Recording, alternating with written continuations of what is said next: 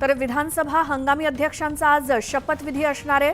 यावेळची सगळ्यात मोठी बातमी, कालिदास कोळंबकर हे हंगामी अध्यक्ष असतील।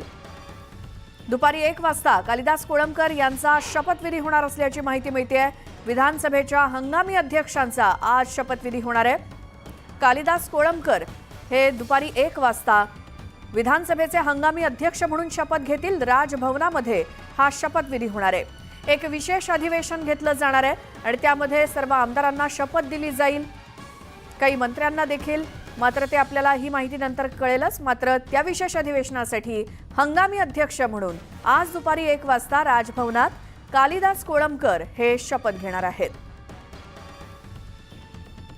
आमच्या प्रतिनिधी प्रणाली कापसे आपल्या सोबत आहेत।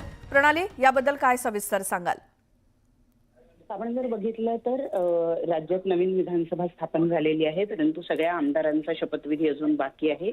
काल मुख्यमंत्री आणि 2 उपमुख्यमंत्री यांचा शपथविधीचा कार्यक्रम पार पडला, परंतु आता या नव्या सरकारला सभागृहामध्ये आपलं बहुमत सिद्ध करावं लागणार आहे। ही एक शासकीय प्रक्रिया असते आणि या शासकीय प्रक्रियेसाठी म्हणून कालिदास कोळंबकर यांची हंगामी विधानसभा अध्यक्ष म्हणून निवड केली जाणार आहे। त्यासाठी आज 1 वाजता विधान भवनामध्ये शपथविधीचा कार्यक्रम सुद्धा पार पडेल।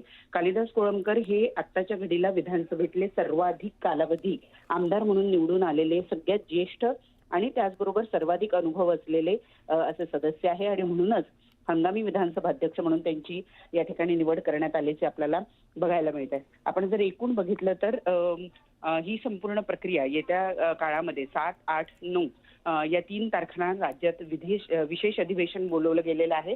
या विशेष अधिवेशनाच्या कालावधीमध्ये बहुमत सिद्ध करणं, सगळ्या आमदारांना शपथ देणं हा आणि त्याचबरोबर राज्यपालांचं अभिभाषण असा हा संपूर्ण 3 दिवसाचा अधिवेशनाचा कालावधी असणार आहे।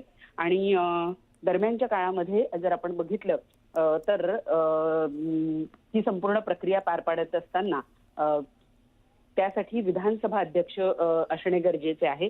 विधानसभा अध्यक्ष हे हंगामी स्वरूपात आता या 3 दिवसांसाठी नेमले जातील, कारण नंतर विधानसभा अध्यक्षांची वेगळी निवड प्रक्रिया असते, ती संपूर्ण पार पडली जाईल। त्यासाठी सगळ्या आमदारांनी शपथ घेतल्यानंतर सगळ्या आमदारांना एकत्रितरित्या ते विधानसभा अध्यक्ष निवडतील।